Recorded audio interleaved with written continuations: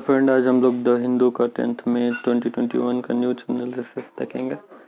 तो इसमें total 8 articles है। पहला जो आर्टिकल्स है पास्ट ईयर प्रीलिम क्वेश्चन देखेंगे, फिर उसके बाद FCRA अमेंडमेंट क्रिपलिंग और वर्क्स ये देखेंगे। फिर उसके बाद Hakki Pikki tribes Hakki Pikki tribes wins a battle देखेंगे। फिर back in the shortage economic देखेंगे। Loss record first death from कोविड-19। फिर 16th AMU staff ex teacher dies of कोविड-19। Court order DSLSA to compensate kin of man who died in custody. SRMIST and the Hindu host webinars on higher education careers देखेंगे। फिर last में prelim practice question करेंगे, अब mains का practice question करेंगे। तो चलिए पहले पास्ट ईयर को प्रीलिम का क्वेश्चन देखते हैं। तो जो पहला क्वेश्चन है वो बोल रहा है कि 2020 में क्वेश्चन पूछा हुआ कि द वित्तल विध्वंसक the first monthly journal to have the untouchable people as its target audience was published by। तो जो वित्थल विध्वंसक जो था मंथली जनरल, ये था तुम्हारा गोपाल बाबा वालंकर के द्वारा। हम गोपाल बाबा वालंकर के बारे में कुछ देख लेते फैक्ट्स। तो वो बॉर्न किए थे 1840 में in Maharashtra. Later influenced by the Jyotiba Phule से इन्फ्लुएंस हुए थे। Given membership of municipal body at Mahad in 1884 में म्युनिसिपल बॉडीज में आए थे। 1888 में began published the monthly journal titles Vitthal Vidhwansak destroyer of brahmanical और सेरेमोनियल पॉपुलेशंस पोल्यूशंस। फिर उसके बाद first to have the untouchable people as its target audience, also wrote articles on Marathi language newspapers such as सुधारक and Deenbandhu. ये दोनों ज्योतिबा फुले के द्वारा लिखा गया था। फिर उसके बाद फिर नेक्स्ट क्वेश्चन है एक और कि with reference to the scholar literatures of ancient India consider the following statement. Panini is associated with Pushyamitra Shunga. ठीक है। फिर उसके बाद Amrish Simha is associated with Harshvardhan. Kalidas is associated with Chandragupta. Which of the statement given is above correct? तो इसका answer हो जाएगा तुम्हारा कि पाणिनि जो कि लेजेंडरी इंडियन ग्रामेरियन था, वो experts in language and grammar से अष्टाध्याय 500 BC में। ठीक है। और ये जो था वो Takshashila place of learning due to its teaching experience Panini is noted, वहाँ पर शिष्य था।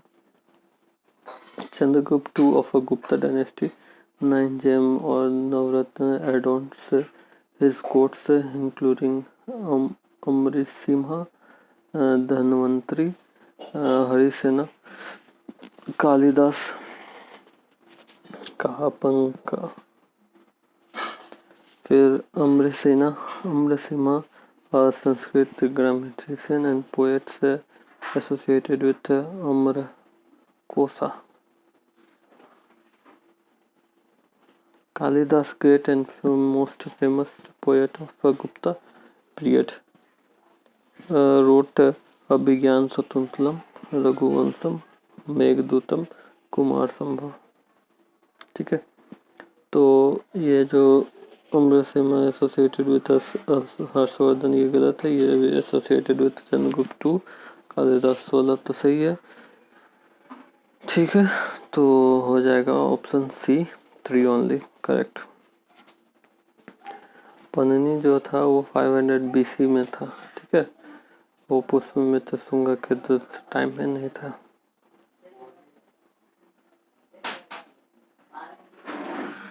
नेक्स्ट क्वेश्चन है कि a preamble to the constitution of India is, तो a preamble to the constitution of India is क्या है? A part of constitution but has no legal effect independently of other parts है। तो preamble क्या है? Introductory statement है starting the aims objective of the constitution. Berubari union case में जो कि 1960 में हुआ था, उसमें बोला था preamble is not a part of a constitution Berubari में, ठीक है। फिर केशव नंदा भारती केस में आया था 1973 में कि preamble is a part of the constitution. फिर LIC ऑफ इंडिया केसेस 1995 में भी इसको दोबारा बोला गया कि preamble is a integral part of the constitution. Preamble क्या है कि part of the constitution but it is neither source of power of legislature और nor prohibitions upon the power of a legislature, non-judicial, not enforceable in court of law। Next question है 20 में ही पूछा गया है कि which part of the constitution of India declares the ideals of the welfare state. आता ideals of a welfare state तो तुम्हारा directive principle of state policy में ही दिया हुआ है। तो directive principle of state policy में क्या है कि सोशल एंड इकोनॉमिकल डेमोक्रेसी है वेलफेयर स्टेट का। आर्टिकल 36 to 51 बोल रहा है कि पार्ट 4 में दिया हुआ है कि borrowed from the constitution of the Ireland से लिया गया है। फिर उसके बाद Sapru committees 2 categories of individual rights, justiciable right जो कि फंडामेंटल राइट्स है, नॉन जस्टिसेबल जो कि DPSP है directive principle of state policy. Not legally enforceable नहीं रहता है, ठीक है। और 3 टाइप्स होता है सोशल प्रिंसिपल, गांधीयन प्रिंसिपल और लिबरल इंटेलेक्चुअल प्रिंसिपल। फिर आ जाओ आर्टिकल्स डिस्कशन में। तो पहला जो आर्टिकल्स है about the FCRA amendment crippling our works.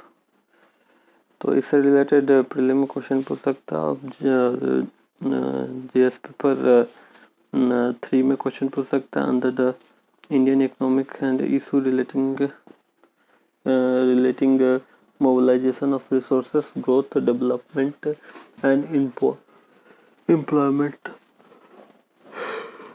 FCRA क्या होता है कि FCRA होता है फॉरेन कंट्रीब्यूशन रेगुलेशन एक्ट 2010।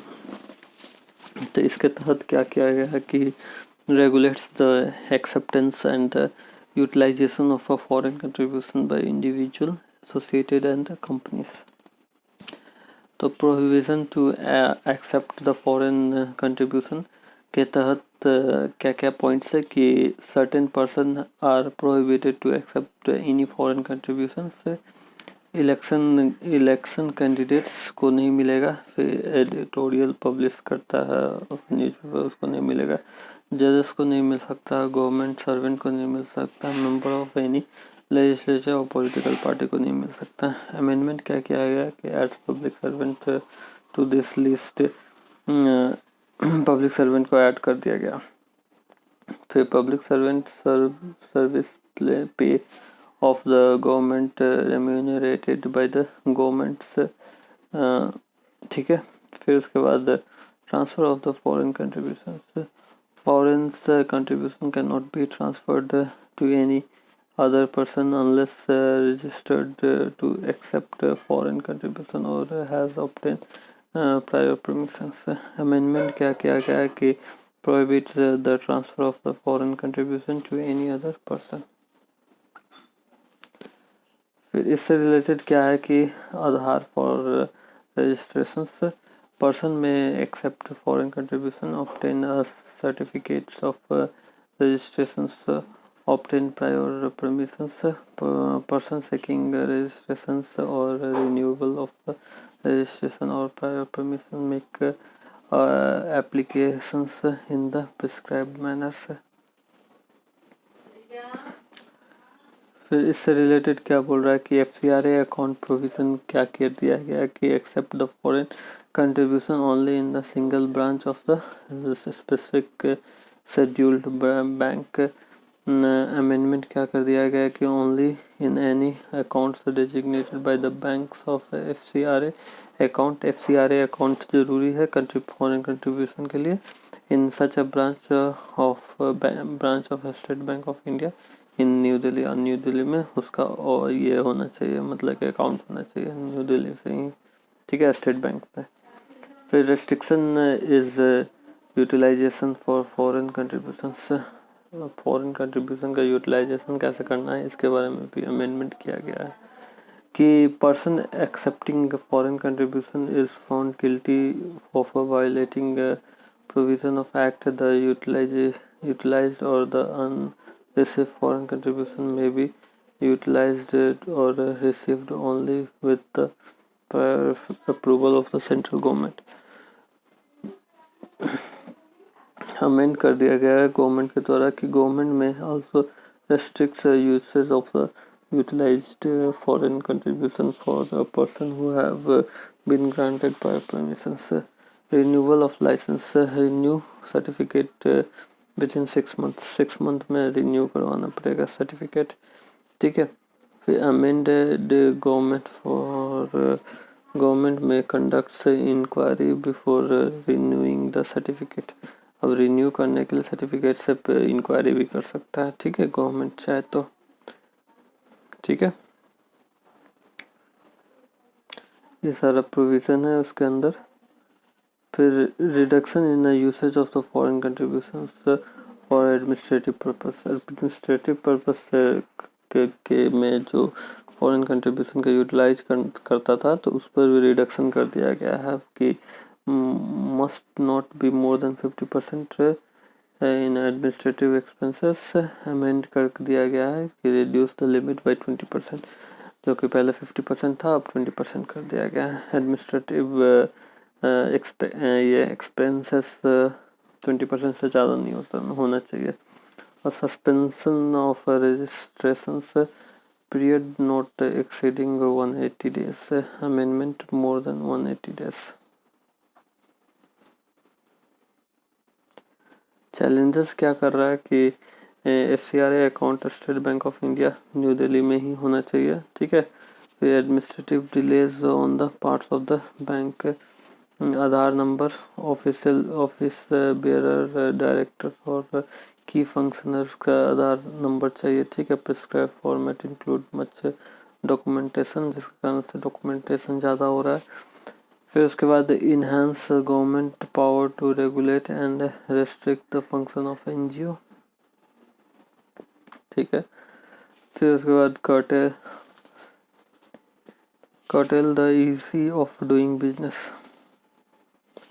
अब इससे रिलेटेड GS पेपर 3 में मेंस में क्वेश्चन पूछ सकता है कि critically analyse the major provision for the foreign contributions regulation amendment act of 2020। Next articles है about the Hakki Pikki tribes wins battles. इससे रिलेटेड प्रीलिम में क्वेश्चन पूछ सकता है और GS पेपर 3 में क्वेश्चन पूछ सकता है under the Indian constitution significant provision. Article 366 बोलता है कि शेड्यूल्ड ट्राइब्स मीन्स सच ट्राइब्स और tribal community as are deemed under the article 342। तो 342 क्या बोलता है कि शेड्यूल्ड ट्राइब्स के बारे में रहता है, ठीक है। द प्रेसिडेंट में with respect to any states or union territories and where it is states after consulting with the governor thereof by public notifications specify the tribes or tribal community or a parts of our group within the tribes or tribal community which shall for the purpose of the constitution to deemed to be scheduled tribes in relations to the to that states of a union territories as a case may be. Parliaments may, or by law, includes in or exclude from the list of a scheduled tribes specified in a notifications issued under the clause any tribes or tribal communities or parts of or group within any tribes or tribal communities but save or aforesaid notifications issued under the said clauses shall not be varied by any subsequent notifications. इससे क्या बोल रहा है कि constitution is silent about the criteria for a specification of the community as a scheduled tribes understood in terms of their historical background and backwardness. Uh, Rights primitiveness होना चाहिए, यूरोपियल isolation होना चाहिए, साइनेस होना चाहिए और social education and economic backwardness होना चाहिए. A community declared as a scheduled tribes in a state need not be so in another state. कोई स्टेट में अगर कोई कम्युनिटी को शेड्यूल ट्राइब में डाला गया तो कोई ज़रूरी नहीं है कि अदर स्टेट में उसी कम्युनिटी को शेड्यूल ट्राइब में डाला गया हो. There are over 700 tribes which have been notified under the Article 342. Article 342 के तहत मतलब कि 700 ट्राइबल्स को शेड्यूल कास्ट शेड्यूल ट्राइब में डाला गया है. ठीक है. Largest number of men tribal communities is in Odisha. Odisha में largest number of tribal community है. Schedule tribes have been specified except in the Haryana, Punjab, Chhattisgarh, Chandigarh, Delhi and Pondicherry. ये सब में शेड्यूल ट्राइब नहीं है. Schedule tribe in Karnataka 2011 census nearly 43 lakhs scheduled tribes, roughly 7% of the total populations of the state. Important tribes कौन कौन सा है? तो सिद्धि ट्राइब है, टोडा ट्राइब है, पनियान ट्राइब है, वाल्मीकि है, फिर कोरगा है, फिर उसके बाद कटुन्याकन है, फिर हिक्की पिक्की है, फिर इरूलार है, चेंचू है. It is two particularly vulnerable tribe group है, PVTG, जो कि जेनु कुर्बा और कोरगा है. जेनु कुर्बा और कोरगा है कर्नाटका में. ठीक है. हिक्की पिक्की ट्राइब जो है सेमी nomadic tribes है. One of the major tribal community of in Karnataka. Karnataka में मेजर ट्राइबल कम्युनिटी है लेकिन पीवीटीजी नहीं है. Known as a bird catcher, their traditional occupation. अब इससे रिलेटेड एक प्रीलिम क्वेश्चन पूछ सकता है कि with reference to the scheduled tribes in India consider the following statement. Article 342 of the Constitution empower the Parliament to exclude community from the list of the scheduled tribes specified by the President. Kipiki and Koraga is PVTG नहीं, PVTG नहीं है, कोरगा है और जेनु कुरबा है.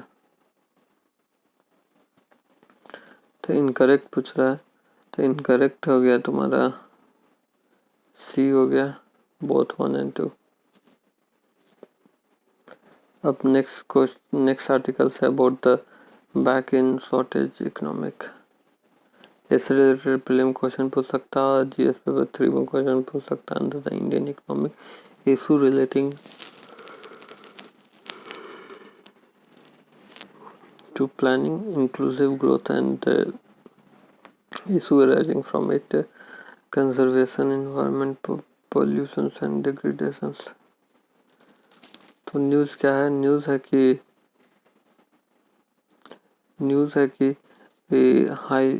highlight the past experience of India in managing the nationwide crisis experiences as a lessons to address the health crisis which India is facing today. फिर इससे related period of green revolutions, India was the focus of a global attention similar to the present scenario. Agriculture जो है तुम्हारा time of India independence about 75% of the country population agriculture dependence रहता था 75%. There was neither growth nor equity in the agriculture sector. Address जो था तुम्हारा these issues through a land reforms and the promoting the uses of high yield variety seeds. Mid 1960 two conservation year of a drought, 2 consecutive years of drought resulting in the severe shortage of food forced India to import food from the United States of America. The need for the increasing the domestic production of food grains, the Green Revolution was adopted to ensure the self-reliance. ठीक है, the green revolution जो आया था वो था initiated by the Norman Borlaug. The use of the high yield variety seeds, large increase in production of food grains, especially for the wheat and the rice, required reliable irrigation facilities as well as financial resource to purchase the fertilizers and the pesticides. Mid 1960 up to the mid 1970s, first phase of the Green Revolution, use of HVV high yield variety HYV high yield variety seeds was restricted to more in affluent state Punjab, Andhra Pradesh and Tamil Nadu. Use of high yield variety seeds primarily definitely to wheat growing regions only. फिर mid 1917 में क्या हुआ कि up to the mid 1980 में second phase of the green revolution आया. इसमें high yield technology spread to the largest number of states and benefit more varieties of crops, enable India to achieve the self-sufficient in the food grain. Negative externalities क्या क्या था? Imbalancing use of the chemical fertilizer, decrease in the use of the organic fertilizer measures, over exploitation of ground, little or no efforts to educate farmer, high risks associated with the intensive use of pesticides, untrained farmer laborers without following prescriptions become a cause of environmental and soil pollution. Author का opinion क्या है कि draw lessons from the Green Revolution, a display of extraordinary accountabilities by the political leaderships. This virtue of resolve humiliations or the intelligence in the leadership of in missing. India has something that is lacking in the mid 1960s industrial muscles and foreign exchange reserves. ठीक है. So now क्या है कि it's not difficult to ramp up a hospital bed, ventilator and oxygen supply. Crucial medical inputs can be imported. अभी के time में फिर state spend only 5% of their total expenses on health. Interstate variations in the death rate in India extends the health spendings in relations to the state domestic production. Suggestion क्या बोल रहा है? State should have to raise the level of spending on the health very substantially to avoid a food shortage due to the lockdown measures. The Prime Minister need to be interact closely with the state leaders and the farmer communities. इससे related mains में GS paper 3 में question पूछ सकता है कि critically examine the green revolutions and the policies adopted therein which are responsible to the farmer unrest today. Next articles about the laws record the first death for COVID-19. तो COVID-19 के तहत एक मतलब first death record किया गया है loss में. तो लॉस पीपल जो कि लैंडलॉक कंट्रीज है of north east central mainland south east Asia. Capital क्या है? तो कैपिटल वेटिनी है. ठीक है. Located in the Mekong river के पास लोकेट किया गया है इन द नॉर्दर्न पोर्शन. ठीक है. हिस्टोरिकल डेवलपमेंट क्या है कि roots in ancient law kingdoms and Langs established in the 14th centuries under the King Fa Nung came under the dominance of Thailand from the 18th centuries until the late 19th century. Become a part of the French Indochina Franco Franco-Siamese treaties in 97 defines the current laws borders with Thailand. 1970s 1975 communities communist Pather laws took control of the government, ending the 6th century old monarchy. Become the member of ASEAN in 1997 and the WTO World Trade Organization in 2013. फिर क्या India Laos relation क्या है कि diplomatic relations were established in 1956. Defense relations under the ITC agreements and Indian Army training teams conduct training for Laos defense personnel. Indian lines of credits US 10 million loss for 115 kilovolts transmission lines from Banna to Champask province to Atapiu. US dollars of 33 million loss for the rural electrification transmission lines and hydropower projects. Obviously रिप्ले में question पूछ सकता है which of the following south east Asian countries है land lock. तो बस एक ही लैंड लॉक है साउथ ईस्ट में जो कि लॉस है. फिर नेक्स्ट आर्टिकल्स है about the 16 AMU staff ex teacher dies of कोविड-19. तो AMU क्या है कि अलीगढ़ मुस्लिम यूनिवर्सिटी है out of the work of sir Syed Khan.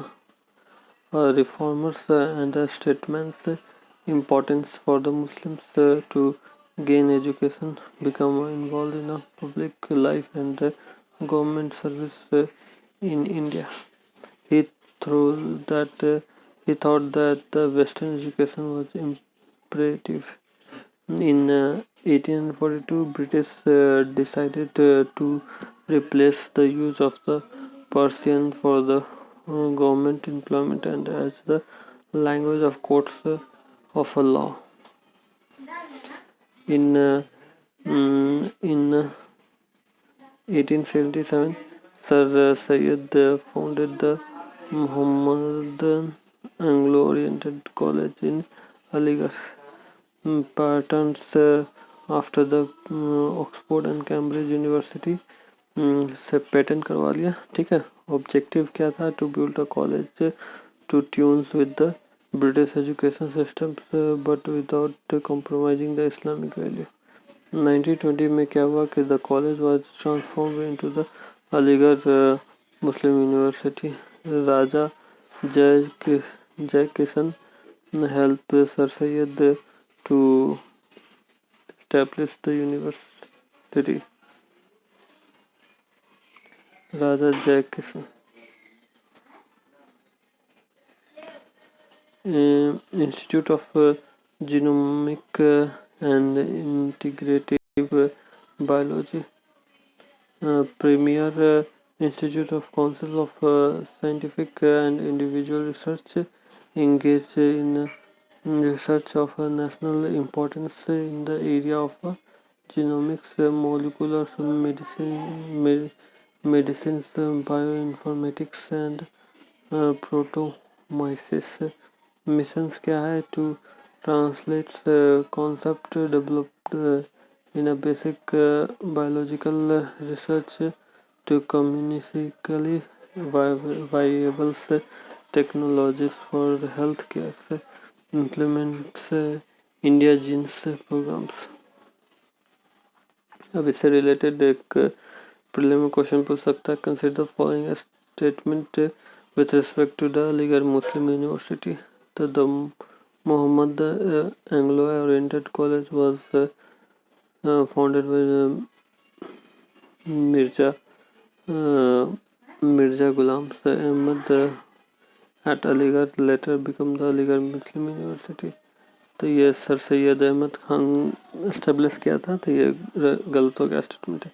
The objective was to build the college in tunes with the British education system but without compromising the Islamic values. बिल्कुल सही है, तो करेक्ट पूछ रहा है तो बी आंसर हो गया। नेक्स्ट आर्टिकल्स है about the court orders DSLSA to compensate kin of a man who dies in custody. The state legal service authorities बोल रहा है कि the legal service authority act 1987 के तहत constitutes a legal service authorities free and competent legal service to the weaker section of the society. Chapter 2, Section 3, Constitutions of the National Legal Service Authorities. Chapter 3, Constitutions of the State Legal Service Authorities. बोलता है कि this state authority shall consist of patrons in chief justice of the High Court, executive chairman, serving or retired judge of a High Court nominated by the governor in the constitution, with the chief justice of a High Court. Consultations of the chief justice of High Court. Such members of other members nominated by the government of constitution with the chief justice of the High Court. Function क्या क्या करेगा कि give effective to the policies and the direction of the central authorities and give legal service to person who satisfy the criteria, conduct lok adalats including lok adalats for High Court,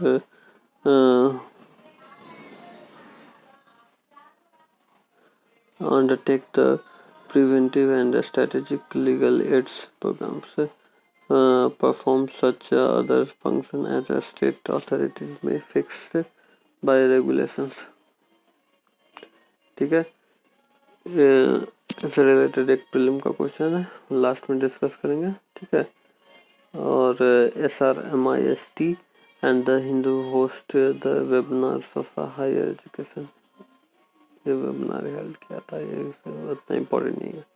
ठीक है, अब practice question में आ जाते हैं। तो पहला question है कि with reference to the scheduled tribes in India consider the following statement. Article 342 of the Constitution empowers the Parliament to exclude communities from the list of the scheduled tribes specified by the President. ठीक है, और Hakki Pikki and Koraga tribes particularly vulnerable tribes, Hakki Pikki particular PVTG में नहीं आता है। ठीक है, अब इसका आंसर देख लेते हैं। तो आंसर हो गया बी। ठीक है, यानी कि इनकरेक्ट पूछा तो ये इनकरेक्ट है। और article 342 of the constitution provide करता है, एम्पावर करता है पार्लियामेंट को to exclude the community from the list of the scheduled tribes specified by the president. ये सही है। फिर नेक्स्ट जो है अलीगढ़ मुस्लिम यूनिवर्सिटी के बारे में, तो सर सैयद अहमद खान ने इस्टेब्लिश किया था, तो पहला स्टेटमेंट गलत हो गया। और दूसरा स्टेटमेंट सही है कि ऑब्जेक्टिव क्या है कि to build the college in tune with the British education system but without compromising the Islamic value. फिर नेक्स्ट क्वेश्चन है कि the state legal service authorities. The State Legal Service Authority is a constitutional body which provides a free and competent legal service to the weaker section of the society. Chief Justice of a High Court in the patterns in the Chief of a State Legal Service Authorities. तो इसका answer हो जाएगा third का B. ठीक है, third का B answer हो जाएगा, यानी कि सेकंड ही स्टेटमेंट सही है, फर्स्ट स्टेटमेंट सही नहीं है। State legal service is a constitutional body नहीं है, ये क्या बोलते हैं, स्टैट्यूटरी बॉडी है। ठीक है, which provide the free and competent legal service to the weaker section of the society. Land law country laws है। ठीक है, अब मेंस का क्वेश्चन दो गो है जो कि प्रैक्टिस कर देना है। ठीक है, पहला जीएस पेपर 3 के लिए कि critically examine the green revolutions and policies adopted therein which are responsible to farmer unrest today। फिर नेक्स्ट जो जीएस पेपर 3 के लिए है कि critically analyze the major provisions and foreign contribution Amendment Act of 2020। ठीक है, please like subscribe and share the video. Thank you.